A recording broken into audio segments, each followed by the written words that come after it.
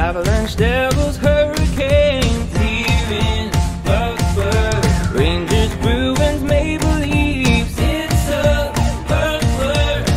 The goal of many is that cup of Stanley. PuckTales, woo!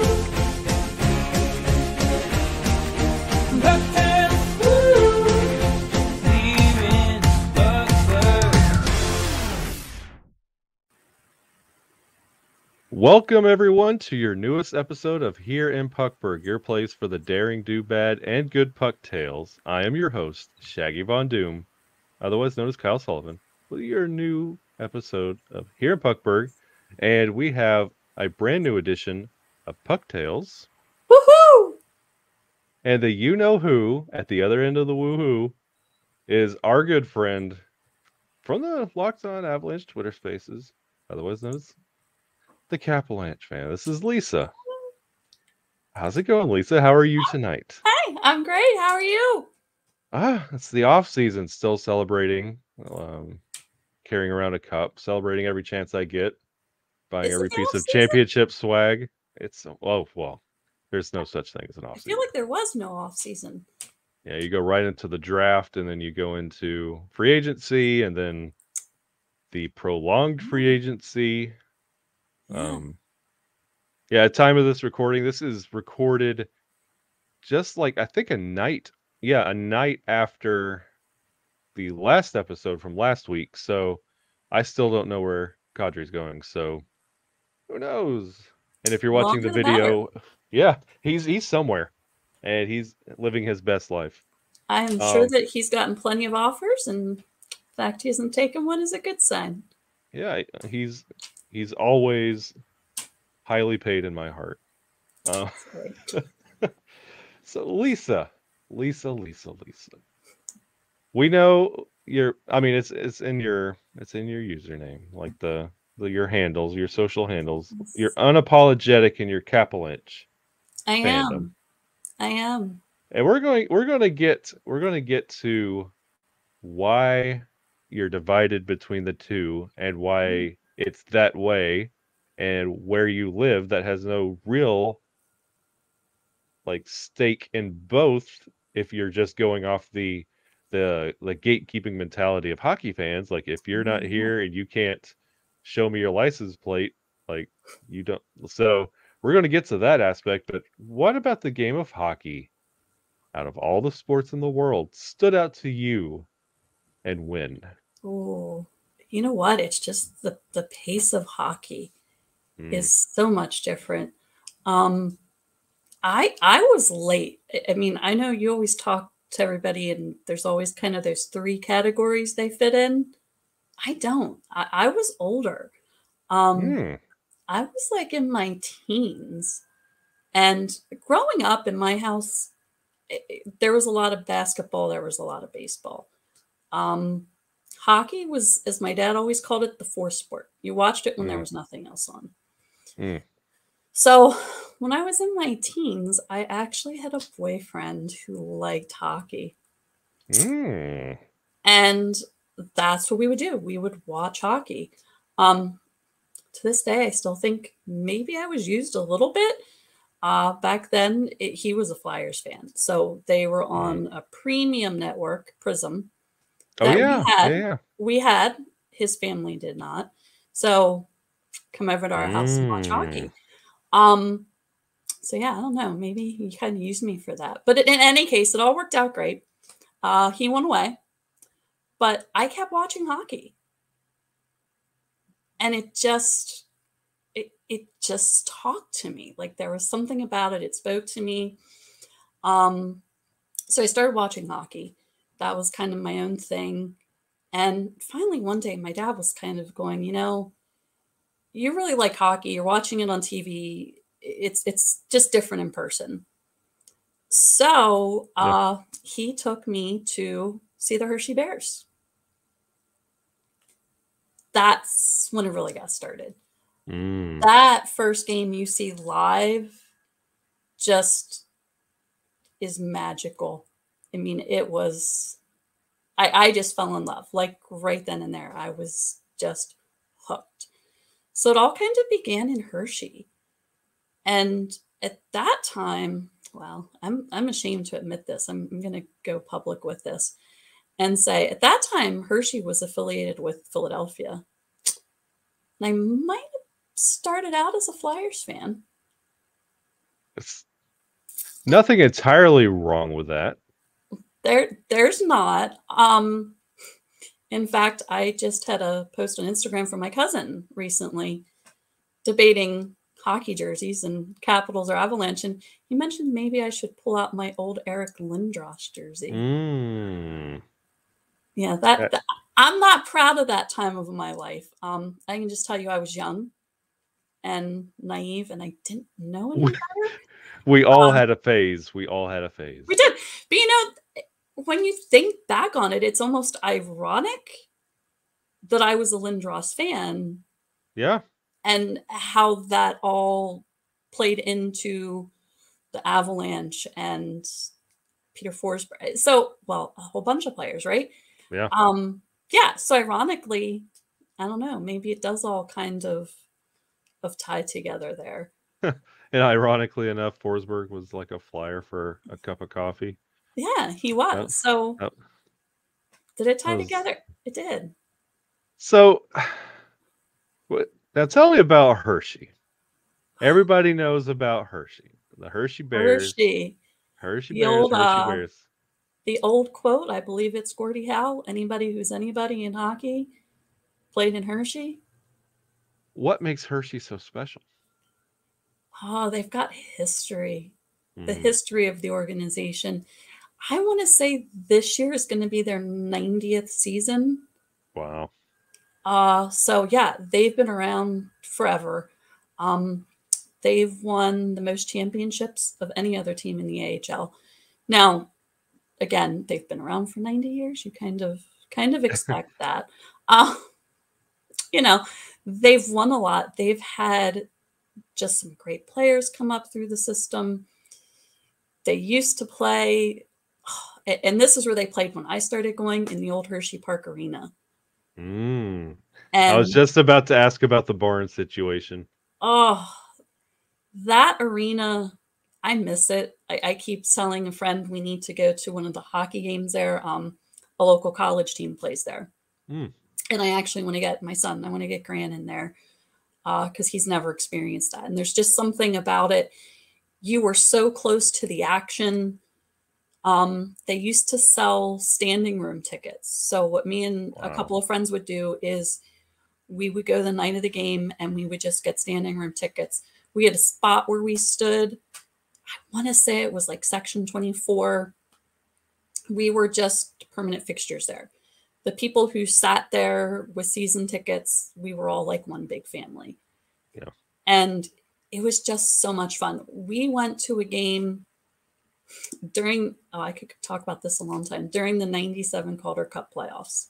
And it was May, it's hot, and there was fog on the ice. So every, 15 minutes or so, the players would all come off the bench and they'd all skate around to clear the fog. Wow. And this was just the way the game went because the arena was just that old. The air conditioning system wasn't great. Hindsight, I can only imagine how horrible the ice was. Yeah. At that point. But you felt really close to the game. Like you were right there on the ice. After the game, there was this little stairwell that led down to ice level. And you could go skating after the game. But what was always really fun about it was when you went down there, you were right outside the Bears locker room. So you'd go down, players would come out to see their wives. Like, it was just fun. We would just go down and, we were young. We'd kind of be like, there's so-and-so. And just, it was so different. You had so much access, I felt like, to the players in the arena. Yeah. That it just made it different. And they moved. Now they're over at the Giant Center. I think they've been there for almost 20 years. But the old barn just was fantastic. Fantastic. But hearing those stories, it kind of reminds me of like what we had in Birmingham back home where I used to live with our minor league team, the Mhm. Birmingham Bulls. And I say minor league with a capital M and a capital Einer. Like there's Southern Professional Hockey League. Like it's down there. But like I remember after games, like if you kind of linger around and you're talking to your friends, like the team would just start walking out like in the normal concourse area, like Mhm. going home using the same parking lot you do, and you're like, Yes. "Hey, I literally just watched you." And like they have come down from like the coast, Mhm. and they still have like that little bit of a suit mentality. Like they'll still wear their suits, and then you'll see the ones that come up from the just like this is their shot and their foot in the door to go up to the coast. So they just kind of come out in warm ups, and you're like, okay, but they're always like, they smell like a shower. And you're like, okay, that's a player. I know who that is. And that's like how you got to learn your team is like, okay, I can read your name off the program. I can hear your name when you score, but you're the guy that does this. Or like, you're always like, you start picking up like post game characteristics that you remember, and then you kind of build a relationship off that. So I can completely understand that. And I have always wanted to go to one of those like kind of older school barns where it's got that kind of history and that swagger to it. And I could just imagine sitting in a game like watching them chase fog off the ice. It's gotta And be sick. it's funny because and I still feel this way, like sitting here thinking about it, and I don't think people who don't follow hockey don't understand this, but Yeah. like I can literally sit here and smell that arena. Yeah. Like we would walk in and we'd be like, "Oh, smells like home." Like the smell of Yeah. the ice, just yeah. The new arena. Don't get me wrong; it's beautiful. It is literally a mini NHL arena, but it's missing that history. Yeah. Will Chamberlain scored 100 points there. Hey, Wilt is still Yeah. And ironically enough, the record that he broke was set by an old coworker's father-in-law. well. Interesting tidbit of information. Yeah, Wow. yeah. That's No, that's pretty. And I I want to. Was that Wilt game against the Knicks? It probably was. I can't remember. I think it I want to say might it have been was, but I can't remember either. I it want to say it was. because I think that's why it always stings whenever they show that because it's always like versus my Knicks. But anyway, that.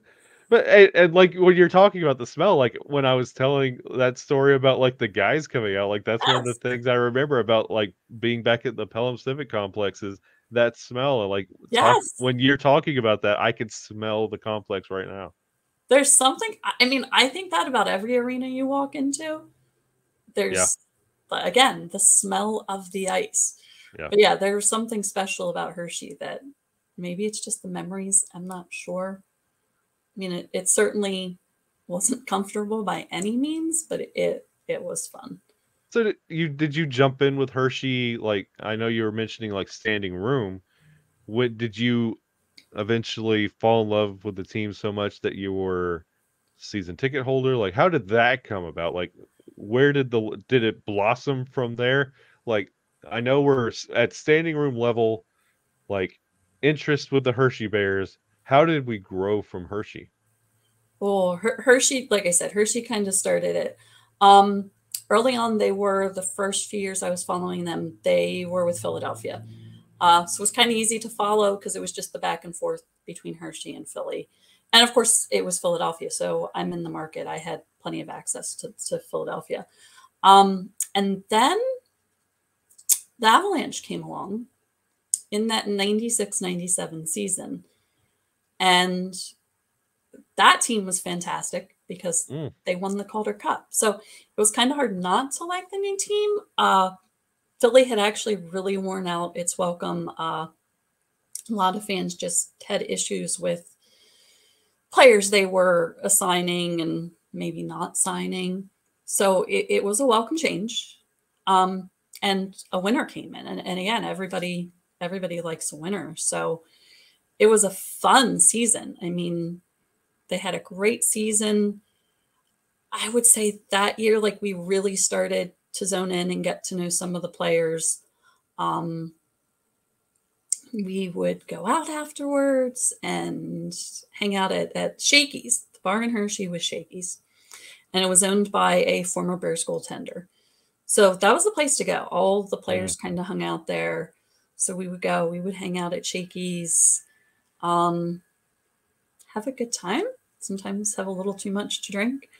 But it was all good. And I think at that point, the team was good. We were out. So again, you kind of got to know the players a little bit. Yeah. And once you do that, it does. Like it just, I think it sucks you in because now you know them. Everybody was absolutely fantastic. Again, it was like there was nobody on that team that you could be like, oh, I don't like them. They just had character. They went out. They played hard every night. So that kind of started with the Avalanche because you would see the guys go up. You would see the guys come back down. It was different back then because you had to hope that, you know, they were nationally televised. That's how you got to watch. Yeah. In the meantime, you did your best to kind of follow.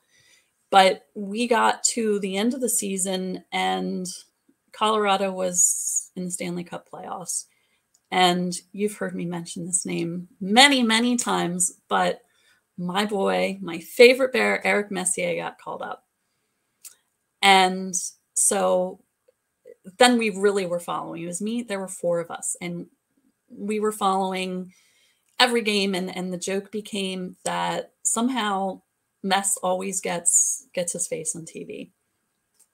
And for the record, we still to this day call Mark Messier the other Messier. The other Messier. That's bold, but it is. That's when you have that experience. I mean, it is. It is. So he was up. Oh man, one night we were watching them when they played Detroit, and we had a drinking game that every time they showed him, we had to drink. Oh, nice. It was good. We might have had a little too much that night. Anyhow, they ended up losing that year to Detroit. Messier came back down. Was a huge addition. I mean, he definitely was instrumental in them winning the Calder Cup that year. But he got while he was up with Colorado, and I have this to this day. He made the cover of Sports Illustrated. I cannot tell you who the Red Wing is on that cover. But I have it. It's signed. It's autographed specifically to me. It's my prized possession.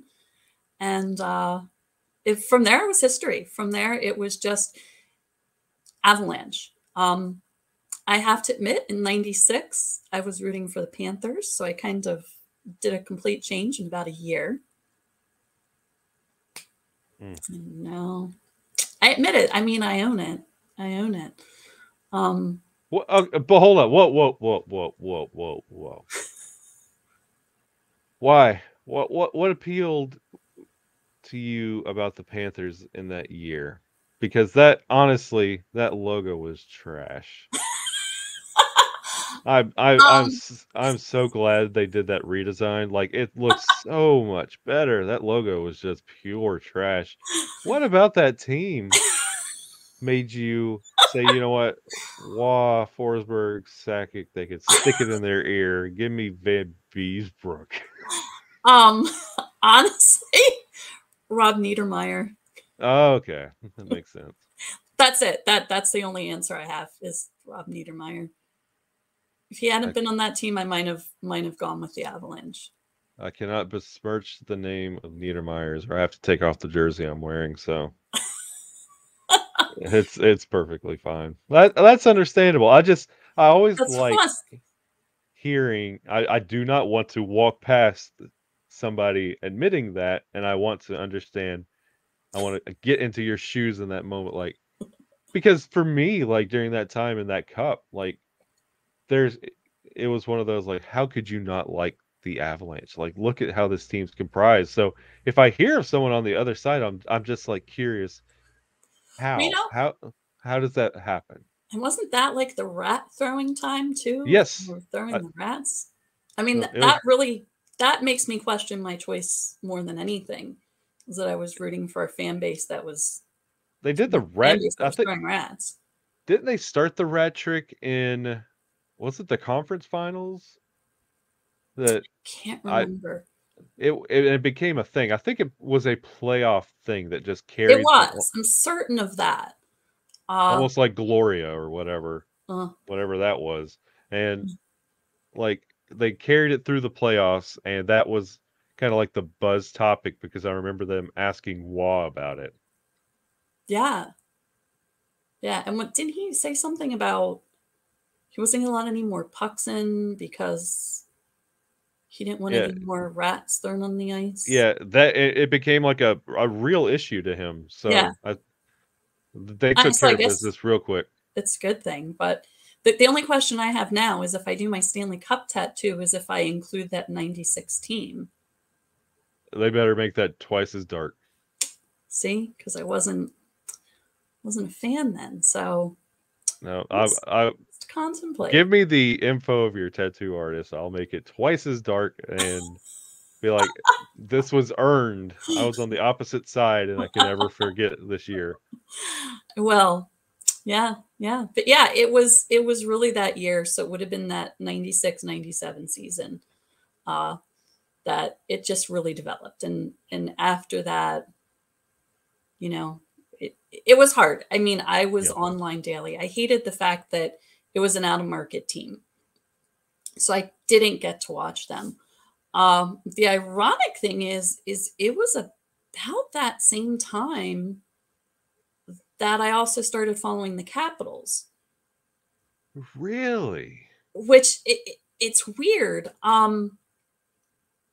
But it was different. I mean, I wouldn't say I was as big of a Capitals fan then, but again, living in this area, it's a Philly market, so Yeah, everything was Philadelphia, and I was kind of leaning towards the Avalanche. I was tired of hearing about the Flyers. So we actually at that point started to get a network out of DC. HTS at the time is what they were. And they carried the Capitals. So me and a friend one day were just flipping through the channels and we came across some program that they did, like one of those half hour, inside the Capitals type thing. And we were like, this is pretty cool.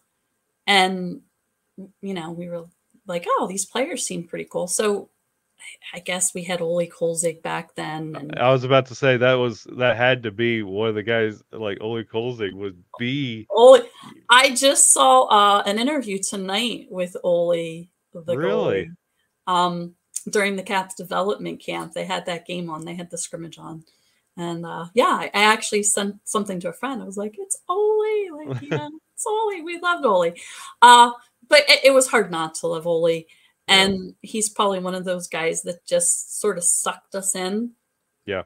So at that point, we started watching a little bit of the Capitals. Uh, that was back in like the days when they had blue. I remember my first Capital sweatshirt is this blue sweatshirt. Uh, Followed them a little bit. Definitely was more of the Avs. Just again, so much of that was that Hershey connection because you're watching the guys come up and down, and Yeah. it was fun to see them go up and see how they did. It seemed like there was a lot of guys that were going up. Bob Hartley eventually went up. He was the coach in Hershey. Then they won the cup again. I was rooting for him that time. But yeah, at that point, center ice was available, so I was able to catch all the games, see everything through. Which was great. There's something about following a team and watching every game when they win. You see That it all. makes it really special if you can watch and you can fall in love with the season long narrative. It makes it a lot more Yes, special.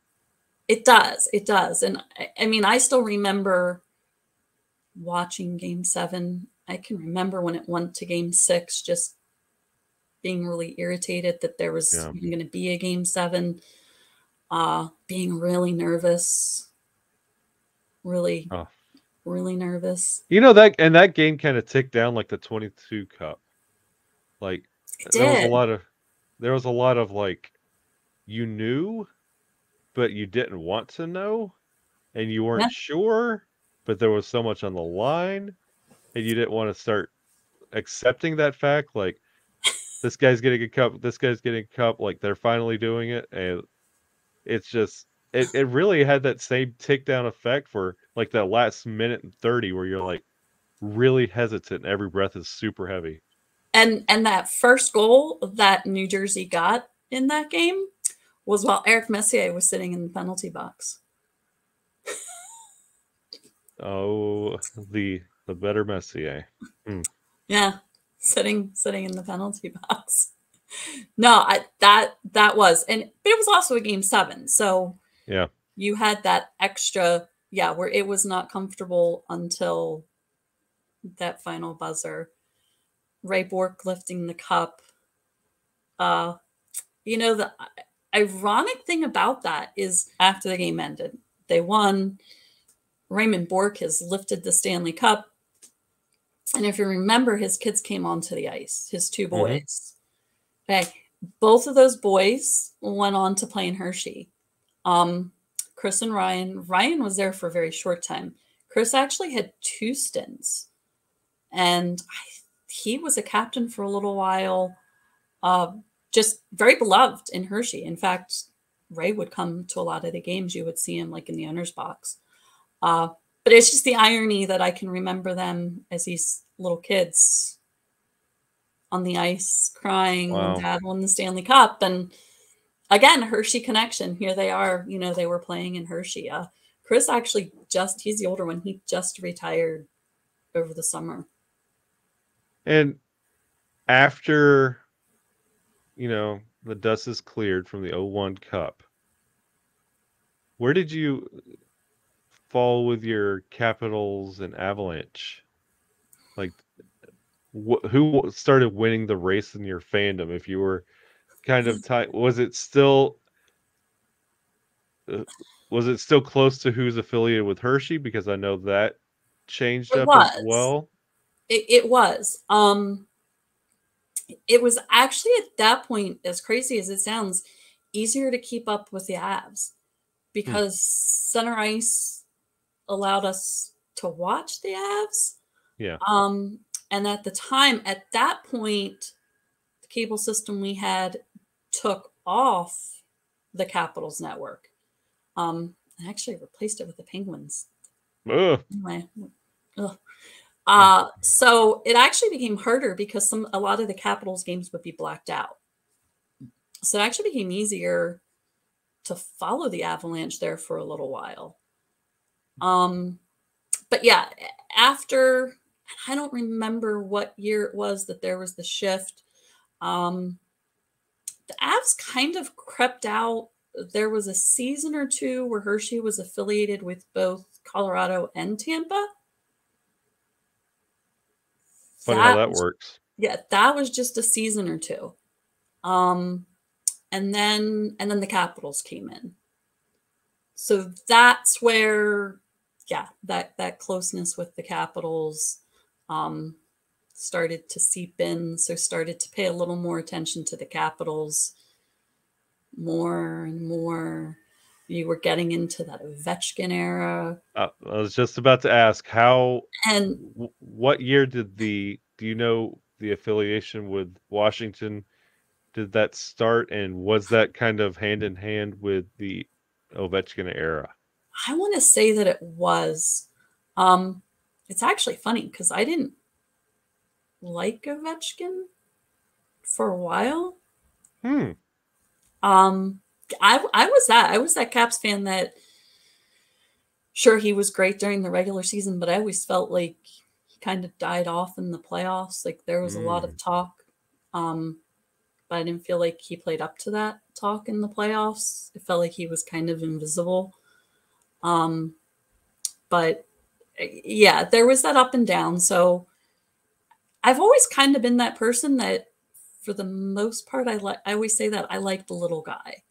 Yeah. Um, I like the Eric Messiers. My favorite Capital was Brooks Lake. He was a Hershey guy, got called up. And, we're talking, he's a bottom six player. Yeah. But he did the job and just always worked hard and had a lot of heart. I always said he should wear the C instead of Ovechkin. Like I said, I was actually pretty hard on Ovechkin right up until they won that cup. Wow.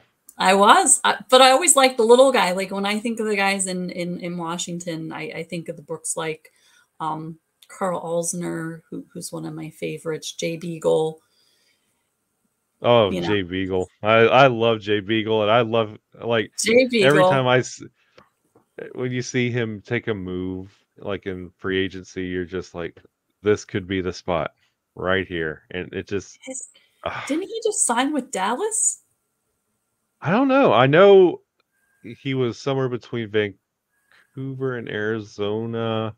I don't know where he's gone now. I'm certain I saw he just signed. I can't, for some reason, Dallas sticks out, but I can't. I love watching Jay Beagle play. He is. I love Jay Beagle. I love Jay Beagle. The Bears won the cup in 2008. They won. And I was up at the bar. I was at Shakey's, and they had given out that night the rings, the Calder Cup rings. And I'm at the bar. I go to get a drink, and Jay Beagle is like right next to me, and I'm just like, dude, can I see your ring? Like, and just super nice. Here you go, yeah, nicest guy. That's what I always think of when I think of Jay Beagle. But guys like him, lots of goalies came through. I get confused which goalie was Colorado and which goalie was Washington. You're probably right. There's been so many. It never stops with sending us your has-beens. Well, hey, now the Capitals are taking, Yeah, enjoy that for what it's worth. The consensus around Washington is everybody's pretty happy to see Darcy. I bet. Consistency. You know why? You didn't have a goalie until he got there. I know. We had 2 days of empty nets. I was having a goalie crisis. I'm, texting my Capitals friend going, oh my God, what are we going to do? We don't have a goalie. Just you could have brought in anybody. They'd have been absolutely ecstatic. I could have done great. I mean, they could have just tossed me in goal. There's literally no one back there, but no, you know what? Though? It's interesting to see like the tide turn in that aspect. Though I chuckled when those rumors about Darcy going to Washington. I was like, oh, so this is how it feels. Hey, I mean, I kept saying that if the Avs didn't want Darcy, that the Caps were in need of a goalie. Yeah. I kind of didn't really expect it to happen that way. I certainly didn't expect that they would trade one goalie and let the other one walk and have 0 goalies. I don't know what they would have done if Kemper hadn't worked out. I think it was Grubauer that he got his ring. Yeah. Did he? And a Avalanche sweater. Yeah. He did. It was a couple games into the season, and it really drove home. Like, this is post Varlamov. And I'm like, who also was a Hershey Bear. I was like, I'm so sick of these Capitals coming in here, and now they're bringing their absolute disgusting hardware. I was like, I'm so sick of this pipeline. It just drives me up the wall. So let's. Well, Berkey brought his too. And he took it to Seattle with his other one. Just like Grubauer. Yeah, that's gonna work out just fine. Like old Donskoy. No, I went to see the Capitals play back in March, and they played Seattle when we went to that game. And the first goal that Seattle scored was Donskoy. Yeah. And I laughed. I looked at my son. My son, I was like, hey, I'm like, Donskoy scored. I'm like, he's the only Kraken that's allowed to score. So we were actually, we were excited that he scored. The Capitals won the game easily, so it was all good. Donskoy did, I don't think he scored until 26 or 27 games into that season. It took a while. I was like, I felt bad because Donskoy, honestly, there's no animosity. He had no No. control over that situation, so I get it. Business is business. You had to go, but I was just like, come on, bud. You could do it, but No, you did. You just wanted him to score. yeah, You felt bad for him. I didn't feel bad for Grubauer. I'll say that. I was disappointed that night we went. Grubauer was not playing. I kind yeah. of would have liked to have seen him, but It what do you get? uh, talk to me about how closely did you monitor the Avs during the Caps run? Was it just full steam ahead? Caps are going to the Cup. Finally, all of this is paying off. Did you even pay attention to what's going on in Colorado? I did. Um, I mean, there were points where I wasn't following, but that was almost going both ways with both teams. And that was just life happening. Yeah, Just some stuff going on in life that sort of distracted me. Um, and then after my son was born, I finally felt like I started to have a little more time. At that point, I was probably following the Caps a little more close just because they were closer. And when I tried to watch the Avalanche, I'm not going to lie, I'd get through the first period and I'd fall asleep. yeah. Because It's understandable. it is, my son was just young. And then I don't even remember what year it was. I finally was like, kid, you got to go to a hockey game. And don't get me wrong, I have pictures of him as a baby where I literally have him staring at a computer screen and a picture of the Stanley Cup. I have a picture of him watching his first hockey game. He was a few months old and he was watching the Capitals and the Penguins. I did instill in him early that we don't like the Penguins, that they're bad, they're evil. But I took him to Hershey. So I wasn't sure what to expect. He was young. I wasn't sure if he would sit. So I took him to a preseason game.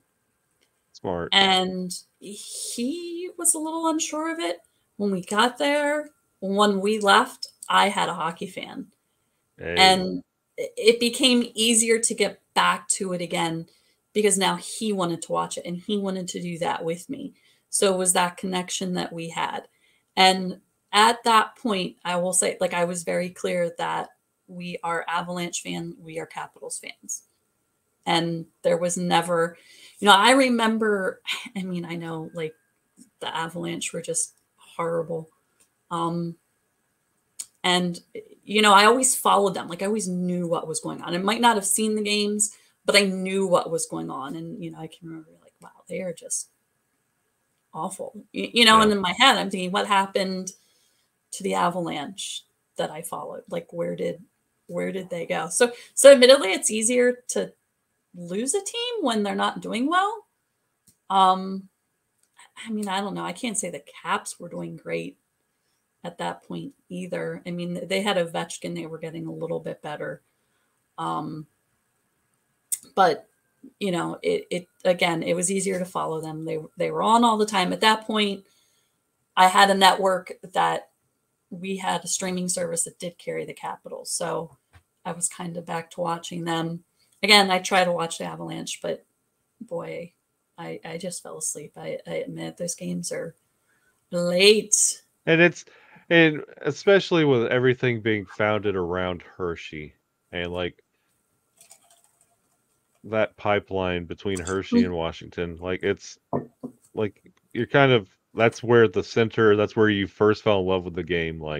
It's understandable. I'm not trying to grill you on you your Avalanche side, because honestly, it was a rough ride, and especially if you have the Hershey Bear Capital connection, enjoy that. You get to see, you had your Jay Beagle story, and I used to watch Capitals games just for Nick Dowd, because you know Dowd. I the love Alabama, Nick Dowd though. He's great. Judge Judy. yeah. He's Judge Judy. Even back when it like he started out, I think it was like the Kings. I would He had a little time with the Kings, if I'm not mistaken. I was like, you could do this, man. And then he seems to be settling into a role. He has. He really has. Him and Garnet Hathaway. They had Carl Hagelin on that line, They did, yep. who is currently, I guess, we're waiting to August to see actually if he can even play again. Took a stick to the eye in practice. Avalanche or Yeah, Caps, they like guys who get sticked in the eye. yeah. Between him and Darcy, you have a working set of eyes. Hi. Well, I mean, Darcy did come back. I mean, he did come That's back. still debatable. We're gonna find out. And again, he's somebody to stand in front of the net, and you can make the argument that he is probably a better goalie to have in there. It's a better situation than what the Capitals had. I always want to say we, but there's two we's here, so Yeah. And like I understand, if you are saying we to a team, like I understand why you are the Capalanche and not the Avitals. Like it's Avalanche just has a better ring to it. Avital sounds like a body part. Yeah, see, I can't have But that. I get that, and I get and what do you see with the Capitals going forward other than bringing back the Screaming Eagle reverse retro? Like you saw like the goalies falling apart in the playoffs, and Mhm. what do you expect for Washington going forward? Because Colorado's honestly an easy and getting to be over talked about thing. Like we've been wanting this for so much, but it's the easy thing to talk about. I'm interested to see about Washington. What do they do? Because it's it's other than the OV Gretzky watch, there's not a lot going on narratively with the Capitals. So what do you look There's for? there's not. Um, honestly, I have been of the opinion for the last couple of years, it's not going to happen as long as Ovi's there. Um, but rebuild, I've been. They're going to be in the Mm, down. Um, they were tied last year as the second oldest team in the league. It shows, especially when you get to the playoffs. They're just getting beat by faster, younger players. yeah. That's actually my biggest concern, I think, with Kemper coming in is you're giving them a 5-year deal already at 32. And he's an You know, old 32. An yeah, I old mean, 32. I would have at least kept Samsonov or Vanacek. I feel like that. I'm not sure what they were thinking. I say this all the time, and I complain about it. I whine about it. I have a friend who she's a huge Caps fan that I don't see a plan. Like that's my problem with Washington is I don't know that they actually have a plan. It's not like Colorado. Like I trust Joe, I trust Chris now, I guess. Like I have a certain trust factor. I feel like Washington sometimes is kind of all over the place. I laugh when I hear people, say like, "Oh, there's the Avalanche. Look, they blew a lead again." Yeah. It's nothing. That's the Capital specialty. They're up 3-0, and you wonder how they're going to blow that. And half the time they do. I just think that they're up against the cap. They've got a lot of older players. They have a lot of contracts that were long term for guys who are now getting older. I love TJ Oshie, but he's one of them. You're just stuck up against the cap, and they're old. I feel like they keep bringing in older people as opposed to bringing in some youth. It sounds and like from afar, I have no other than Nick Dowd, I have no heart for the Capitals. They're a hockey team I follow. It's cool, but I have no like passion with them. But the thing that stands out to me the most, and like the I can't remember who it was, but you know how like Brad Marchand and somebody tried to be like the last player off the ice, and like they kept like having that competition, like acting like they're about to leave but not. I honestly feel like as much as this hatred is between the two, Pittsburgh and Washington are going to be exactly where they are as long as Ovi and Sid are still doing Mhm. exactly what they do. And until those one of those two players decide I'm hanging it up, those franchises will not move on. Yeah, I would agree with that. Because you see And Pittsburgh adding old contracts and older players and having a mess at the goalie position, and like it's the two fan bases can't stand each other. The two teams can't stand each other, but the two teams are constructed the exact same way. they are. That's the irony of it. That is the irony of it. It's like I said, I feel like the Capitals are hitting a point where it's going to be time for a rebuild. Um, I know a couple of other fans who are in agreement with that. You're never going to get it. I mean, they're telling you, oh, we still have the core, we still have Ovechkin. I don't know what else your core is currently because we don't know if Backstrom's coming back. If he does, it's going to be late in the year. I know everybody hates him. I love him. Tom Wilson's going to be out for at least the first 2 months. You know, there's two of your key players right there Yep. that aren't going to be there. It's going to be tough to start the season. There's going to be guys coming up from Hershey. I don't see any way around it. Guys without a whole lot of NHL experience. It's going to be tough. I'm expecting the beginning of the season to be tough. And, I'm curious to see even if Backstrom can come back. I'd love him to come back, but it's carrying like a huge cap. I think we're looking at like 9 million against the cap. And we're stuck. I mean, what are you going to do? Oh, Washington. And we're stuck. It, We don't know. Hagelin, his cap hit can't be bad. But again, you're waiting till August. He's got an appointment with the eye doctor in August with, the surgeon to see if he can play again. And if I think they do a replacement for him though. They've got Axel Janssen Fjallby, who's from Hershey, who filled in well for him after the injury, I thought. In fact, I was kind of annoyed they didn't play him a lot. And I was just baffled by that. They brought Johansson in and to that was about to be my next question. Like when it comes to like going back to Hershey games, like do you have that feel at Hershey games where everybody knows like this is where I'm going to be for a while because nothing is shifting or moving or changing. Like I'm going to be a Bear until Ovechkin says otherwise, because then everybody could get promoted from within, and then line two comes one, and then you can kind of shift and cycle. But I'm going to be a Bear until I get traded. maybe, I think last year, because they had so many injuries to start the season, you actually had a lot of the guys going up, which was fantastic. And ironically, that was early on in the season. They did really well. Mm, And I think it was because you had either those guys are ready, they were hungry for it, they wanted to prove themselves, and they were young, they were yeah. fast. They had the speed that the guys they were playing for probably didn't. Um, but yeah, they did have a few unrestricted free agents that left. That will definitely make an impact. Their captain, Matt Molson, retired. He had back surgery halfway through the year. He's, I want to say 36. Yeah. So he hung it up, which is definitely a loss. But I don't know. I see it being a rough year for the Capitals and the Bears.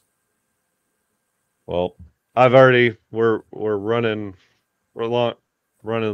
towards the end, but I want to thank you most of all for like we have not had a lot of Washington Capitals talk. So I would like to thank you for the Washington Capitals Oh, the talk, and Caps. it's some good minor league stories, and like I'm a sucker for minor league hockey. So like Absolutely. If anybody gets a chance, go to a Bears game. It's the history is there. consistently, if you go, particularly on a Saturday night, you're talking 10,000 fans. Most of the fans really know the game. They're really into it. It's just different. And I'm biased. I am biased. I know that. I just think when you talk about minor league sports in general, it doesn't get any better than a night at the Bears game. Sweet sweaters, sweet logo, sweet barn, like all of it. Like you definitely have like the perfect combination for Sweet, minor league hockey. Like you don't have to sweetest place on excuse earth. away a logo. Yep. Well, Lisa, before we wrap everything up, I want you to let everyone know how they can find you and like thank you for coming on here. And if they need some Capitals friends, Oh, where they yeah. can find the three of you. Oh, there's a few of us out there. There's a few of us. Instagram, Twitter, Capalanche fan. And Both. we'll definitely have this in the when the episode comes out. We'll have you tagged on the post and everything. So Right. definitely go follow Lisa. She's one of the best. She absolutely is. Honored And to I call do her need friend. Capitals fan. I do need Capitals friends. Yeah, please, they need misery loves company. I was just gonna say I need someone who I can whine with. Yep. That I can cry with and that I can drink with because, Cap's favorite slogan, this team makes me drink. Nova Caps. I have to give a shout out to Nova Caps. They came up with that and it's absolutely true. Hopefully, when this new era of Capitals hockey rolls around, it's something you prepare for instead of something you throw together at the last minute. Hopefully, there's a little bit of a game plan and a blueprint on how this is going to happen. And maybe this is something that Colorado is showing you how to do and something you can start working on now. Maybe we could suggest that Brian McClellan take some lessons. At Capitals. Do you see this? Yeah, see? This is how you do it. This is how you plan. I'm used to it.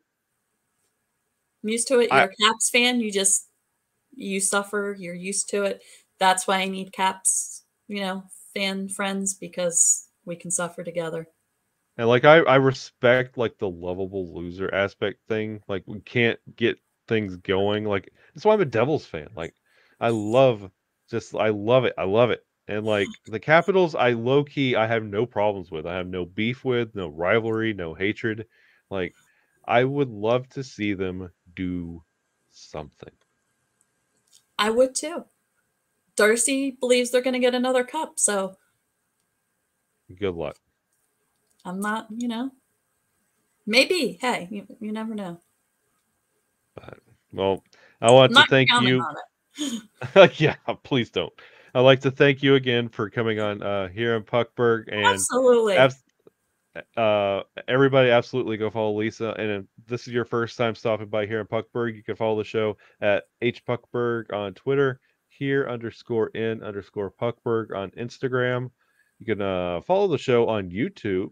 You can see me in a Devil sweater right now. I always have to update for the audio listeners what jersey I'm wearing because it's not Avalanche. So you have to see me as something that's not burgundy and blue.